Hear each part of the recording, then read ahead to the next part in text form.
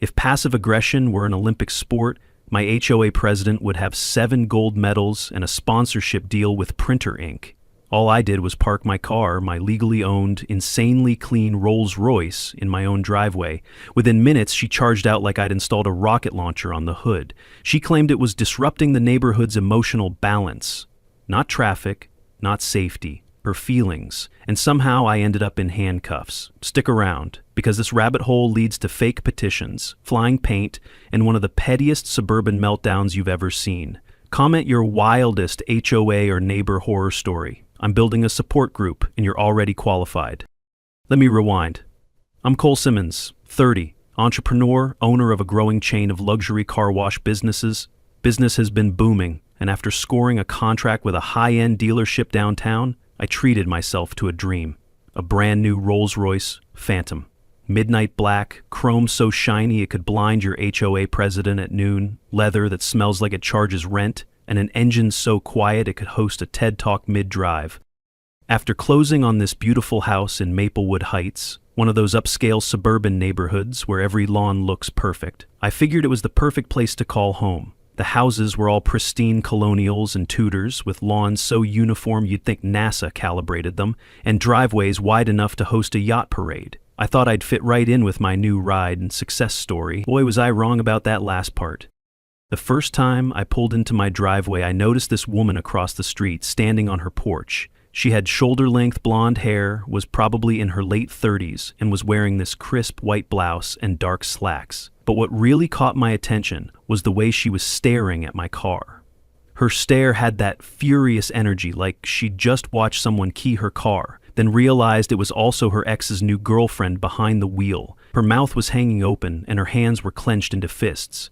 I gave her a friendly wave, thinking maybe she was just stunned by the car's beauty. No wave back, just a full-body pivot and a door slam so violent it echoed like a courtroom gavel across the block. The next morning, I found a bright orange violation notice tucked under my windshield wiper. It was from the Maplewood Heights Homeowners Association, claiming my vehicle was illegally parked and disrupting the aesthetic harmony of the neighborhood. I read it twice, thinking there had to be some mistake. My car was parked perfectly in my own driveway, and there wasn't a single HOA rule that prohibited luxury vehicles. As I stood there holding this ridiculous notice, I heard footsteps behind me. The same blonde woman from across the street was marching toward me with a clipboard and an official badge that said HOA President. Her name tag read Carmen Stevens, and she had this smug expression like she'd just caught me committing a crime. "Excuse me," she said, her voice sharp and authoritative. "I'm Carmen Stevens, president of the Maplewood Heights Homeowners Association. I need to speak with you about your vehicle." She gestured toward my Rolls Royce like it was some kind of eyesore. "This car is completely inappropriate for our neighborhood. It's too flashy, too ostentatious, and frankly, it's ruining the refined atmosphere we've worked so hard to maintain here." I kept my voice calm and polite. "I'm sorry, but I think there's been a misunderstanding. This is my car, parked in my own driveway, and I've reviewed the HOA covenants thoroughly. There's nothing that prohibits luxury vehicles." I held up the violation notice. "This says I'm illegally parked, but as you can see, I'm well within my property boundaries." Carmen's face flushed red, and her grip tightened on her clipboard. "Don't get smart with me, young man. I've been managing this neighborhood for over 5 years, and I know what's best for property values. That car of yours is sending the wrong message and making other residents uncomfortable. I'm giving you 24 hours to find somewhere else to park that thing, or I'll be forced to take further action." That's when I realized this wasn't about HOA rules. This was about jealousy, pure and simple. Carmen couldn't stand seeing a 30-year-old guy with a car that probably cost 3 times her annual salary. Her own car, a basic silver sedan, was sitting in her driveway looking shabby next to my Phantom. I pulled out my phone and started recording. "Carmen, I want to make sure I understand this correctly. You're telling me that I need to hide my legally owned vehicle, which is parked legally on my own property, because you personally find it too nice?" Her eyes widened when she saw the phone camera, and for a moment she looked genuinely panicked. Then her expression hardened. "You can record all you want, but I run this neighborhood, and what I say goes. If you think you can just waltz in here with your fancy car and disrespect our community values, you've got another thing coming." She slapped another violation notice onto my windshield. "That's for intimidation and harassment of an HOA official." As she stomped back across the street, I noticed several neighbors had come outside to watch. Some looked embarrassed by Carmen's behavior, while others seemed to be enjoying the drama. I made a mental note to introduce myself properly when things cooled down, but for now I had some research to do. But Carmen just posted my Rolls-Royce online with a lie that'll turn the whole neighborhood against me. The next morning, I woke up to my phone buzzing non-stop with notifications. Carmen had been busy overnight, and what I discovered made my blood boil. She'd taken photos of my Rolls-Royce and posted them to the neighborhood group chat with a caption that was pure fiction. According to her message, I was a show-off newcomer who was disrupting the peaceful atmosphere by flaunting wealth and parking illegally to draw attention. The worst part wasn't just the lies, it was the instant swarm of belief. I scrolled through replies: inconsiderate, show-off, disruptive. A few defended me, but Carmen's crusade drowned them out fast. Watching it unfold felt like witnessing a suburban witch trial staged in a Facebook group. I took screenshots of everything, then got dressed and headed outside. That's when I found Carmen standing in my driveway, taking more photos with a professional-looking camera. Her heels clicked like she was leading a military coup in heels, stomping across my driveway like it was enemy land. She saw me approaching and didn't flinch, just kept snapping photos like it was a crime scene. "Good morning, Cole," she said with fake sweetness. "I'm just documenting the ongoing violation for my official HOA report. You now have 12 hours to remove this vehicle from site, or I'll be forced to involve law enforcement." She held up another violation notice, even more elaborate than the previous ones. I felt my hands clench into fists, but I forced myself to stay calm. "Carmen, you're trespassing on my property right now, and you're harassing me with false violations. My car's legally parked, I'm in full compliance with all HOA rules, and what you're doing is actually illegal." I pulled out my phone and started recording. "I'm going to need you to leave my property immediately." Her fake smile disappeared, replaced by that ugly sneer. "You think you're so smart with your little phone and your fancy car, don't you? Let me tell you something, sweetie. I've been dealing with entitled brats like you for years, and I always win in the end. This neighborhood has standards, and you're going to learn to respect them whether you like it or not." After she left, I spent the morning researching HOA laws and regulations. What I found was eye-opening. Carmen had been violating numerous procedures in how she was handling complaints. HOA boards are supposed to follow specific protocols, hold hearings, and provide residents with opportunities to respond. Carmen was acting like a one-woman dictator, making up rules as she went. Most neighbors were surprisingly open once I shared proof of my legal parking status. Every door felt like spinning a HOA roulette. Some neighbors offered cookies, others looked like I'd asked to join a cult. One couple said Carmen had made drama an art form, targeting anyone who dared color outside her mental HOA lines. An older man said she once fined him for planting roses. Too colorful, she claimed, like rebellion bloomed on stems. The most interesting conversation was with Lara Campbell, a woman in her mid-40s who lived 3 houses down. Lara had been one of Carmen's supporters in the group chat, but when I explained what was really happening, her attitude shifted completely. "You know," she said, dropping her voice, "Carmen pulled this stunt with the Martinez family too. They got a gorgeous SUV. Carmen made it her full-time job to drive them out, and she did." That evening, I was in my garage when I heard footsteps outside. I looked through the window to see Carmen walking around my Rolls-Royce carrying what looked like a small container. My gut told me something was wrong, so I quietly opened the side door and started recording. What I captured next was crucial evidence. Carmen deliberately splashing white paint onto my car's tires and rear bumper, then stepping back to admire her handiwork. When she noticed me watching, she had the audacity to shrug. "Oops, I slipped. Good thing it's just the tires, right? Maybe next time you'll park somewhere more appropriate." She held up the empty paint container like it was evidence of an accident. "You really should be more careful about where you leave such an expensive car. Accidents can happen to anyone." I kept recording as she walked away, making sure to capture the paint damage and her casual attitude about destroying my property. This wasn't just harassment anymore, it was criminal vandalism, and I had it all on video. But Carmen had made one crucial mistake. As I was cleaning off the damage later, I noticed something interesting about her own driveway. Her silver sedan was parked at an angle that clearly violated the HOA's own parking regulations, with the front bumper extending past the designated area and onto the sidewalk easement. I took careful photos of Carmen's parking violation, along with several other infractions around her property: an unauthorized garden gnome, outdoor lighting that exceeded approved wattage limits, and a mailbox that didn't match community standards. If Carmen wanted to play the violation game, I was going to show her what real rule enforcement looked like. I compiled everything into a detailed report and submitted it to the county HOA oversight committee, along with my video evidence of her vandalism. What I didn't know was that Carmen was already planning her next move, and it was going to be her most dangerous yet.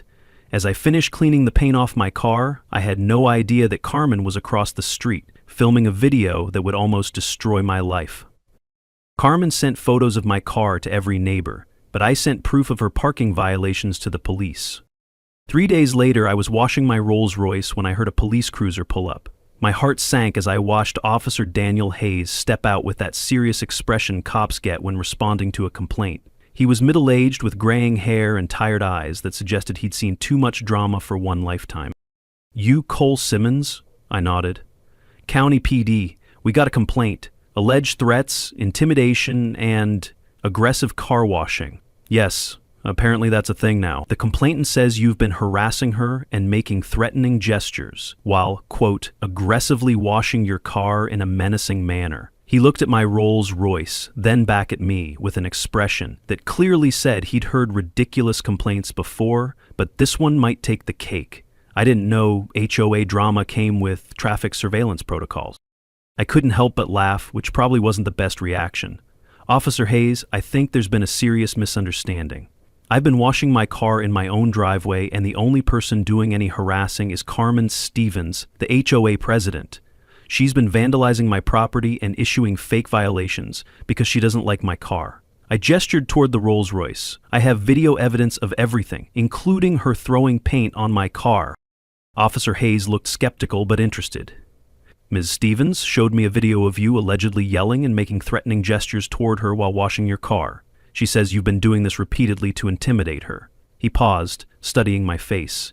"She also mentioned you circled her house like a shark and revved your engine menacingly." That's when it hit me. Carmen wasn't paranoid, she was plotting a screenplay where I was cast as the villain. That's when I realized how carefully Carmen had been setting this up. Carmen had flipped every harmless moment into a crime drama. My waves became threats, my whisper-quiet car a monster truck of menace. "Officer, I'd like to show you my own video footage. I've been recording all my interactions with Carmen because of her increasingly erratic behavior." I pulled out my phone and showed Officer Hayes the complete video from 3 days earlier. He watched Carmen approach my property without permission, issue fake violations, and make increasingly aggressive statements about forcing me out of the neighborhood. Then came the crucial part: the footage of her deliberately vandalizing my car with paint while claiming it was an accident. Officer Hayes' expression grew more serious as he watched. "This is interesting," he said, handing my phone back. "The footage Miss Stevens showed me was chopped tighter than a movie trailer. Started mid-sentence, skipped the build-up. Without context, anyone could look guilty." He looked toward Carmen's house, where I could see her peeking through her curtains. "Have you been driving past her house repeatedly? She mentioned that specifically. Short of developing teleportation, I can't leave my own driveway without passing her house. It's geometry, not felony. Geography isn't harassment. Officer, my driveway faces her house. Every time I come or go, I have to drive past her property. It's not harassment, it's geography. And as for revving my engine, this is a Rolls-Royce Phantom. The engine is so quiet you can barely hear it running." Officer Hayes actually smiled at that. I have to admit, I was wondering about that part. That's not exactly what I'd call a loud car. He walked around my Rolls-Royce, examining the paint damage that was still visible. "This vandalism is definitely a problem. Intentional property damage is a crime, regardless of any neighborhood disputes. Did you file a formal complaint?" I told him about the report I'd submitted to the county HOA oversight committee, but admitted I hadn't filed a police report yet. Officer Hayes advised me to file formal charges for the vandalism, especially since I had clear video evidence. He also mentioned that making false police reports was itself a crime. As we were talking, Carmen emerged from her house and started walking toward us with that aggressive stride I'd come to recognize. She was carrying a folder full of papers and wearing a blazer that made her look like she was heading to court. "Officer Hayes, thank you so much for coming. As you can see, he's out there with that car again, clearly trying to intimidate me. I hope you're going to do something about this situation." Officer Hayes turned to face her with a professional but cool expression. "Ms. Stevens, I've reviewed both videos, and I have some questions about the complaint you filed. The footage you provided appears to be edited or incomplete, and Mr. Simmons has shown me evidence of property damage that contradicts your version of events. He gestured toward my car. There's clear evidence that someone threw paint on his vehicle, and his video shows you in the act. Carmen's face went pale, then flushed bright red. That video is taken completely out of context. I was trying to clean something off his car when I accidentally spilled cleaning solution. She opened her folder and pulled out what looked like an official document. I have a petition here signed by 12 neighborhood residents demanding that something be done about his disruptive behavior. Officer Hayes held up a hand before I could respond. Ma'am, making false statements to police is a serious offense. I'm going to need you to be very careful about your accusations, especially since we have video evidence that contradicts some of your claims. He looked at the petition. I'd also like to point out that neighborhood disputes are typically civil matters, not criminal ones. Unless there's evidence of actual threats or violence, that's when Carmen made the mistake that would eventually lead to her downfall. In her anger and frustration, she blurted out, "Fine, maybe I did throw a little paint on his precious car, but he deserved it for being such an arrogant show-off." The words hung in the air like a confession, and I saw Officer Hayes' eyebrows raise as he wrote them down. Officer Hayes looked at Carmen with the kind of expression reserved for people who've just admitted to crimes while trying to deny them. "Ma'am, you just confessed to intentionally damaging Mr. Simmons' property. That's vandalism, and it's a criminal offense regardless of your personal feelings." He turned to me. "Mr. Simmons, I strongly recommend you file formal charges. You have video evidence and now a verbal confession." As Officer Hayes was leaving, he pulled me aside. "Between you and me, this kind of escalating harassment rarely stops on its own. People like Ms. Stevens tend to double down when they feel cornered. I'd recommend installing security cameras and being extra careful about documenting any future incidents. Something tells me this isn't over yet." He was right. That night, my new security cameras caught Carmen in my yard again, this time trying to peer into my garage windows. But what I didn't know was that she was already planning something that would make her previous stunts look like child's play. But Carmen just pulled a stunt that could get my Rolls Royce towed. The next Monday morning, I woke up to find an official-looking notice taped to my front door. It wasn't another one of Carmen's fake violation slips. This was a formal petition to the County HOA Oversight Board requesting my immediate removal from the Maplewood Heights community. The document was impressively detailed, filled with accusations of disturbing the peace, violating community standards, and something called lifestyle incompatibility with neighborhood values. At the bottom were 19 signatures, though several looked suspiciously similar to Carmen's handwriting. The language was carefully crafted, with phrases like ostentatious display of wealth, aggressive vehicle presentation, and intentional disruption of community harmony.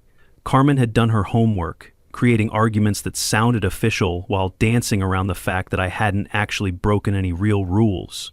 She was trying to weaponize the HOA system against me, turning my success into a liability. I was reading through the petition when my doorbell rang. Through the peephole, I could see Carmen standing on my porch with what looked like a professional camera crew, actually just her friend with a fancy camera, but they were both dressed like they were conducting serious business. Carmen was wearing a navy blue suit that probably cost more than most people's monthly rent. When I opened the door, Carmen immediately launched into what sounded like a rehearsed speech. "Cole Simmons, as president of the Maplewood Heights Homeowners Association, I'm here to formally notify you that the community has voted to begin removal proceedings against you. Your continued presence has become untenable, and your refusal to comply with reasonable requests has left us no choice." She gestured dramatically toward my Rolls Royce. "That car," she said, "was a rolling monument to arrogance. I guess success now comes with an HOA surcharge. And frankly, we're tired of your disrespectful behavior." I looked at the camera recording everything and realized Carmen was creating her own evidence, probably planning to edit the footage to make me look aggressive. Two could play that game. I pulled out my phone and started recording as well. "Carmen, I need to remind you that you're on my private property and I didn't give you permission to film here. I also want to point out that this petition is based entirely on false accusations and personal animosity." That's when Carmen did something that revealed just how unhinged she'd become. She stepped backward dramatically, threw her hands up like she was protecting herself from an attack, and shouted loud enough for the entire neighborhood to hear, "Get away from me! Stop threatening me!" Then she stumbled and fell onto my front lawn, immediately crying out like she'd been pushed. She dropped to my lawn like she'd been cast in a low-budget soap, minus talent, plus volume. Her cameraman didn't blink, filming like it was a student thesis on delusion. "Did you get that?" Carmen called from the grass. "He pushed me right off his porch. This is exactly the kind of violent behavior I've been warning everyone about." She stayed on the ground longer than necessary, clearly giving her cameraman time to capture what looked like the aftermath of an attack. I kept my phone camera steady, recording the entire incident. "Carmen, you just faked a fall and accused me of pushing you when I never even moved toward you. This is fraud, and it's all being recorded by multiple cameras." I gestured toward my security system. "You're creating false evidence to support false accusations." For the next hour, Carmen delivered a Tony-worthy one-woman meltdown, crying for cops, narrating for neighbors, and acting like Shakespeare ghost-wrote her HOA complaints. She called several neighbors, describing a violent confrontation that existed only in her imagination, all while her friend continued filming, creating what would become Carmen's version of events. When Officer Hayes arrived for the second time that week, Carmen's performance was Oscar-worthy. She limped slightly, spoke in a shaky voice, and produced tears on command while describing how I'd violently shoved her during a peaceful attempt at community mediation. If I hadn't had my own video evidence, I might have started questioning my own memory. Officer Hayes looked exhausted as he listened to Carmen's story. When she finished her dramatic recounting, he asked to see her friend's video footage. What they showed him was carefully edited. It started with Carmen stepping backward and falling, then cut to her on the ground crying. Everything that came before had been conveniently removed. "Officer Hayes," I said, keeping my voice calm, "I have continuous footage of this entire incident from multiple angles. What Ms. Stevens is describing never happened. She staged this whole thing, and I can prove it." I showed him my phone video, which clearly demonstrated Carmen's performance from beginning to end. Officer Hayes watched both videos twice, comparing Carmen's edited version with my complete footage. His expression grew progressively grimmer. "Ms. Stevens, filing a false police report is a felony, and what I'm seeing here suggests that's exactly what you've done. Your video appears to be deliberately edited to misrepresent the facts." He looked at her friend with the camera. "I'm going to need the original unedited footage as evidence." Carmen's face went through a series of expressions: surprise, anger, panic, and finally desperate defiance. "You can't trust his footage. He could have edited it just as easily. This man is dangerous, and instead of protecting the community, you're taking his side because of his expensive car." That evening, after Officer Hayes left with a warning to Carmen about filing false reports, I received a text from Lara Campbell. She'd witnessed the entire incident and wanted to share information she thought I should know.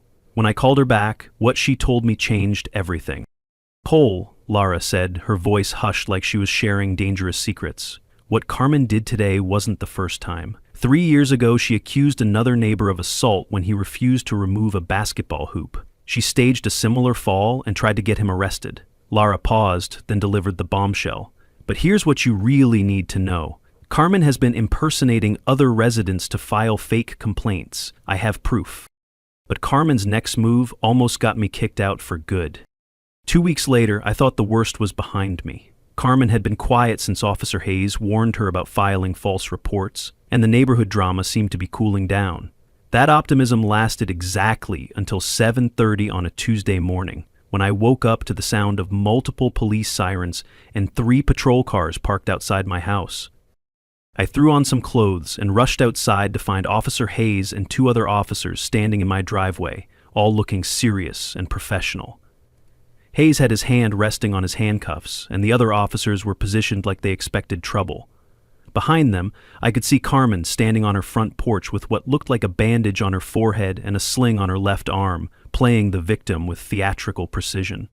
"Cole Simmons," Officer Hayes said, his voice carrying none of the friendliness from our previous interactions, "you're under arrest for assault and battery. You have the right to remain silent."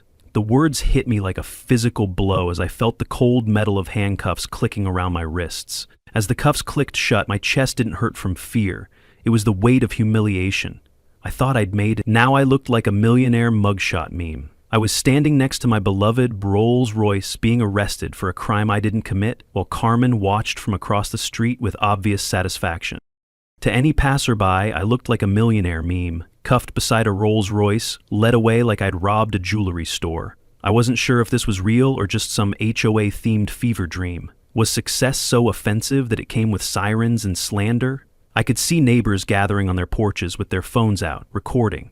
Within hours, this would be all over social media. The rich guy with the fancy car getting his comeuppance. At the police station, I learned the details of Carmen's latest accusation. According to her statement, I had approached her in the neighborhood park the previous evening while she was walking her dog. She claimed I'd been lying in wait, hiding behind trees until she was alone. Then I'd confronted her about the HOA petition, grabbed her shoulders violently, and shoved her to the ground when she tried to get away. What made this accusation particularly damaging was the evidence Carmen had prepared. She'd taken photos of her injuries, collected witness statements from 2 people who claimed to have seen me in the park, and even had security footage from a nearby business that showed someone who looked like me walking in the area. It was a masterfully crafted lie, complete with physical evidence and corroborating testimony. The problem was proving my innocence. Unlike previous incidents, this had supposedly happened away from my house, outside the range of my security cameras. Carmen had chosen her location carefully. The park had several blind spots where an assault could theoretically occur without being recorded. She had also timed her accusation perfectly, filing the report late at night when most businesses were closed. But Carmen had made one crucial mistake. During my phone call from jail, I reached out to Laura Campbell. When I explained what had happened, Laura immediately knew something was wrong. "Cole, Carmen doesn't have a dog," she said. "She's been complaining about other people's pets for years, claiming she's allergic to animal dander. There's no way she was walking a dog last night." More importantly, Lara had information that would blow Carmen's story apart. I was at book club last night until almost 10 o'clock, and we walked right past that park on our way to the parking lot. If there had been any kind of disturbance, we would have seen it. Plus, I have group photos from dinner to prove what time we were there. She paused, then delivered the crucial information. But here's the really important part. I saw Carmen at the grocery store this morning before the police arrived, and she didn't have any visible injuries. No bandages, no sling, nothing. While I was sitting in a holding cell, Laura was conducting her own investigation. She contacted other members of her book club, gathered photos that established a timeline, and even convinced the grocery store manager to review their security footage. What she found was devastating to Carmen's credibility. Clear video of Carmen shopping without any injuries, walking normally, and using both arms freely just hours before claiming to be seriously hurt. The most damning evidence came from Mrs. Rodriguez, a retired teacher who lived nearby. Carmen had approached her weeks ago with a strange request. She'd asked Mrs. Rodriguez to lie about seeing me behave aggressively in the park. When Mrs. Rodriguez refused, Carmen had threatened to report her for HOA violations. Mrs. Rodriguez had kept quiet out of fear, but seeing me arrested for something she knew was fabricated finally motivated her to speak up. By the time my lawyer arrived with bail money, the case against me was already falling apart. Officer Hayes had reviewed Laura's evidence and Mrs. Rodriguez's statement, and he was looking increasingly uncomfortable about the arrest. "Mr. Simmons," he said as they processed my release, "I want you to know that we take false accusations very seriously. If it turns out that Ms. Stevens has been filing fraudulent reports, she'll be facing significant criminal charges herself." As I walked out of the police station the next morning, I could see that someone had been busy on social media. Photos and videos of my arrest were circulating online, but not in the way Carmen had probably hoped. Instead of sympathy for her and outrage at me, most comments were questioning the timing and circumstances. Several neighbors had posted their own videos and testimonials, pointing out inconsistencies in Carmen's story. The viral nature of the arrest backfired on Carmen in ways she never expected. One video, shot by a neighbor's teenager, showed me being handcuffed next to my Rolls Royce with dramatic music and commentary that turned the whole thing into a meme about false accusations and HOA drama. Carmen had tried to destroy my reputation, but instead she'd made herself the villain in a story that thousands of people were now following. But what Carmen didn't know was that her web of lies was about to unravel completely, and the evidence I'd been gathering was finally ready to expose her for what she really was. They cuffed me next to my Rolls Royce, but Carmen's lies are about to backfire. The breaking point came exactly 1 week after my arrest, when I received a call from Lara Campbell that changed everything. She'd been digging deeper into Carmen's background and had uncovered information that went far beyond petty HOA harassment. "Cole, you need to see this," she said, her voice trembling with excitement and anger. "Carmen's been running scams on this neighborhood for years, and I have proof that's going to blow this whole thing wide open." Lara had discovered that Carmen had been systematically impersonating other residents to file fake violation reports, collecting fines that went directly into accounts she controlled rather than the official HOA treasury. She'd created false maintenance requests, charged residents for emergency repairs that never happened, and even collected money for community improvements that existed only on paper. The HOA's financial records showed thousands of dollars in discrepancies that could only be explained by deliberate fraud. But the most damaging evidence was Carmen's own digital trail. Lara had found emails where Carmen discussed her problem residents with someone she called her enforcement partner, apparently the same person who had been filming her staged confrontations. In these messages, Carmen openly discussed strategies for getting rid of undesirable neighbors and bragged about successfully forcing out families who didn't meet her standards. Armed with this evidence, I decided it was time to take the offensive. I organized a special neighborhood meeting, sending invitations to every resident in Maplewood Heights along with a brief summary of what I'd discovered. The response was immediate and overwhelming. People who had been quietly suffering under Carmen's tyranny for years suddenly found their voices, sharing stories of harassment, fake violations, and financial irregularities. Thursday night, the community center overflowed. Nearly every household sent someone, some with files, others with fury, all armed with stories of Carmen's reign of HOA terror. Mrs. Rodriguez stood up first, detailing how Carmen had threatened her for refusing to lie about my behavior. The Martinez family, who had moved away the previous year, drove back specifically to testify about the harassment campaign that had forced them to sell their home. When it was my turn to speak, I played the complete timeline of my interactions with Carmen, starting with her first confrontation about my Rolls Royce and ending with the staged assault that had gotten me arrested. The room was completely silent as people watched Carmen's performance, her fake falls, her coached tears, and her obvious manipulation of events. You could feel the anger building in the crowd as they realized how thoroughly they'd been deceived. But the most powerful moment came when I revealed Carmen's own emails and financial records. Reading her words aloud, her casual discussions of problem residents, and her strategies for maintaining neighborhood quality exposed the ugly reality behind her community leadership facade. She hadn't been protecting property values. She'd been running a personal fiefdom based on her own biases and using HOA authority to punish anyone who threatened her control. Carmen, who had been sitting in the back row, trying to look dignified and wronged, finally snapped when the financial evidence was presented. "This is all lies and fabricated evidence," she shouted, jumping to her feet and pointing accusingly at me. "You people are letting this criminal manipulate you with his money and his fancy car. I've been protecting this neighborhood for years." Her voice got higher and more shrill. "Fine, maybe I did take a little extra money from the HOA accounts, but I earned it. Do you have any idea how much work it takes to keep people like him from ruining our community?" The room erupted as Carmen essentially confessed to embezzling HOA funds while trying to justify her actions. Several people started shouting questions about specific charges they'd been assessed, demanding to know where their money had actually gone. Others were pulling out their phones to record Carmen's meltdown, creating even more evidence of her unstable behavior and admission of financial crimes.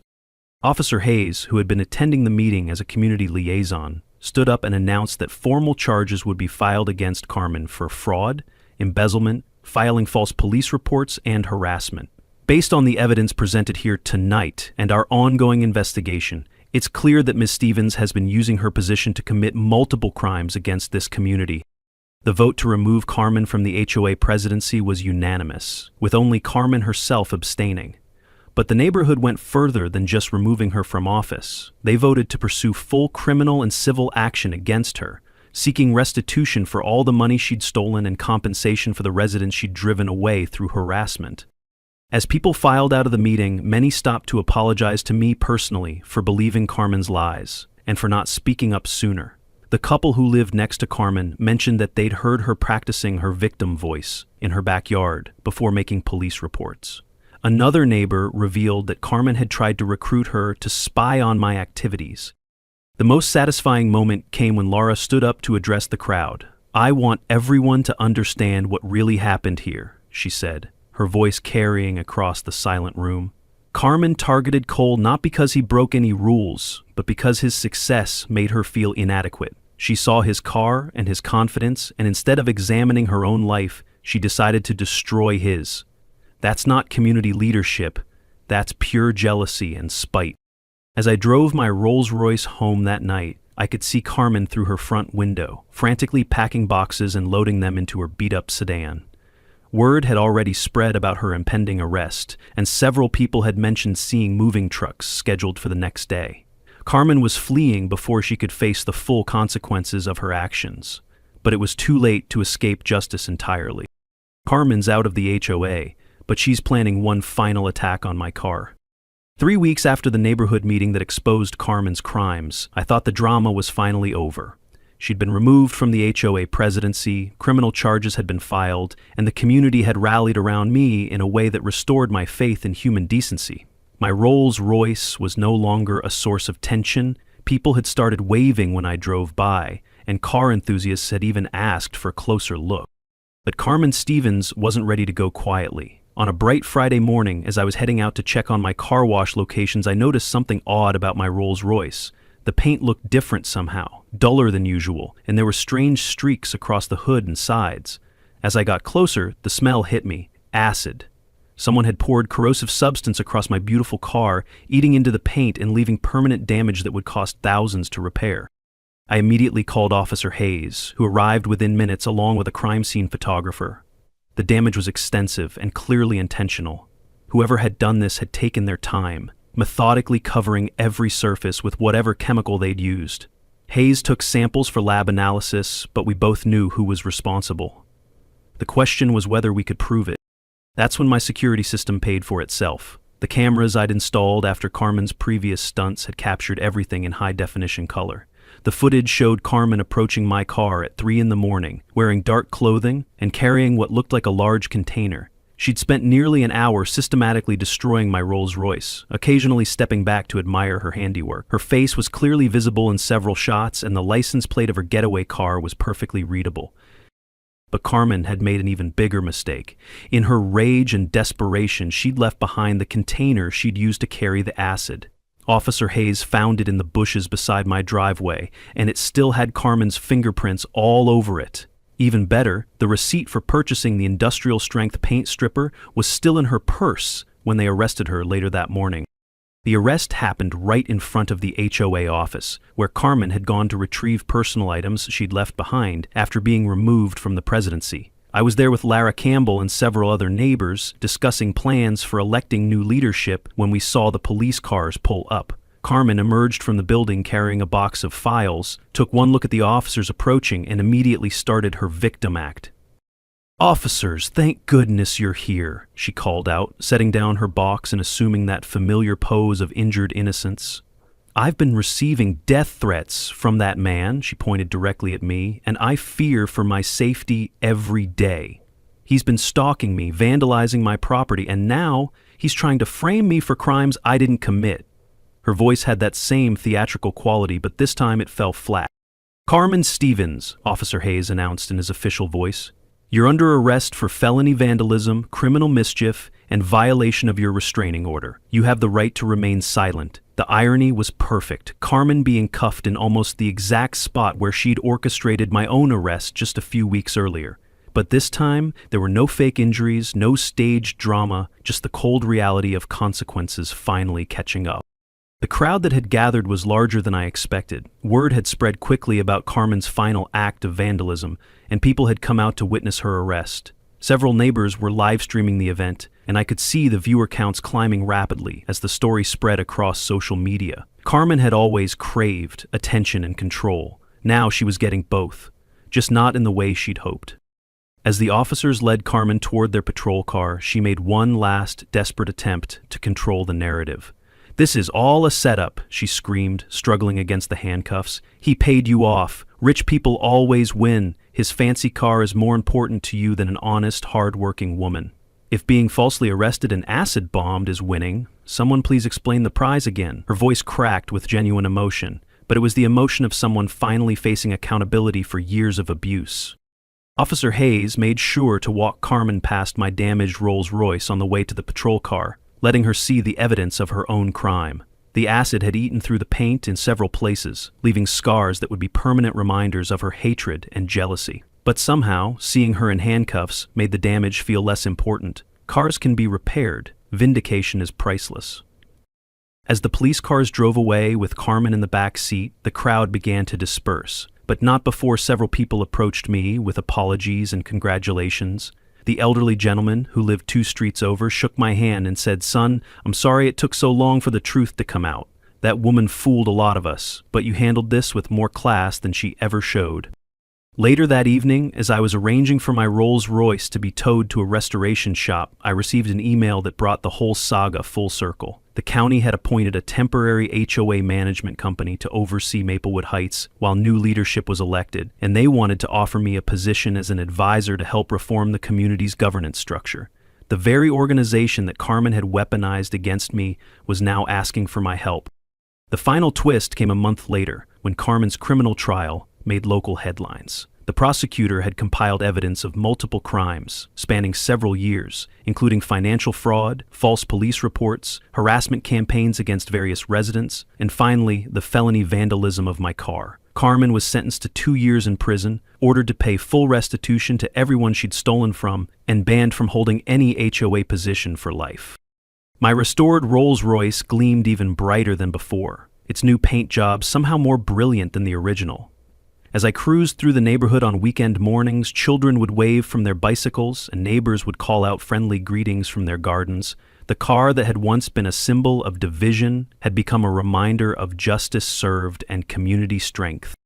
This whole nightmare proved success doesn't threaten systems, it threatens insecure people hiding behind them. Carmen's hatred wasn't about my car, it was about the mirror it held up to her own resentment. She didn't hate the Rolls. She hated what it reminded her she never built. But communities are stronger than individual bullies, and truth has a way of surfacing, even when it's buried under layers of lies. Today, when I drive my Rolls Royce through Maplewood Heights, I'm reminded not just of the ordeal I survived, but of the neighbors who stood up for what was right, the friends I made through adversity, and the power of persistence in the face of injustice. Carmen Stevens is serving her time and paying her debts, while I'm living proof that sometimes the best revenge really is living well. And in my case, living well means ceramic-coated, acid-proofed, and HOA-proofed luxury.